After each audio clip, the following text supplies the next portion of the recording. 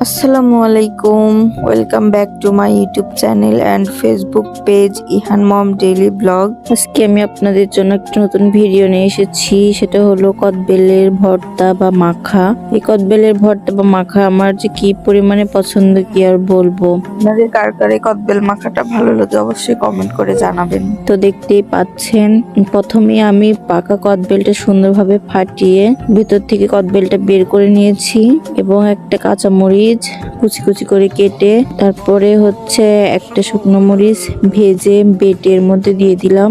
তারপরে কিছুটা পরিমাণে চিনি এবং কিছুটা পরিমাণে বিট লবণ দিয়ে হাতের সঙ্গে সুন্দরভাবে ডলে নিলাম।